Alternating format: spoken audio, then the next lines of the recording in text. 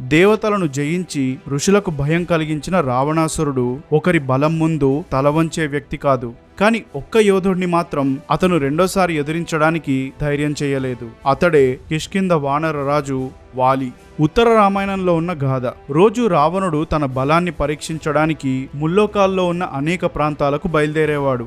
వాలి పుట్టిన వెంటనే తన తండ్రి ఇంద్రుడు అతని మెడలో ఒక మాలను వేశాడు. దానితో ఎటువంటి యుద్ధంలో అయినా సరే వాలి స్థిరంగా బలంగా నిలుస్తాడు. సరిగ్గా ఒకరోజు వాలి సంధ్యావందనం చేస్తుంటే రావణాసురుడు మెల్లగా వెనక నుంచి అతని దగ్గరకొచ్చాడు. కాని వాలి ఏమాత్రం భయపడలేదు. నిజానికి ఎటువంటి యుద్ధం చేసే అవసరం కూడా రాలేదు. రావణుణ్ణి పట్టుకొని ఒక గుడ్డ ముక్కల చంకలో దోపుకొని పర్వతాలు నదులు దాటుకుంటూ భూమికి అన్ని వైపులా ఉన్న సముద్రాల్లో సంధ్యావందనం చేస్తూ తిరిగాడు. ఆ మాత్రం దానికే రావణాసురుడు తట్టుకోలేకపోయాడు. గిలగిలా కొట్టుకుని విడిపించుకోవడానికి ప్రయత్నించాడు. కాని వాలి తన పట్టు విడవలేదు. పని పూర్తి చేసుకుని తిరిగి కిష్కింధకు చేరుకుని ఒక్కసారిగా రావణాసురుని విసిరేశాడు. అప్పుడు మొదటిసారిగా రావణాసురుడు తనకు మించిన బలాన్ని చూసి ఆశ్చర్యపోయాడు.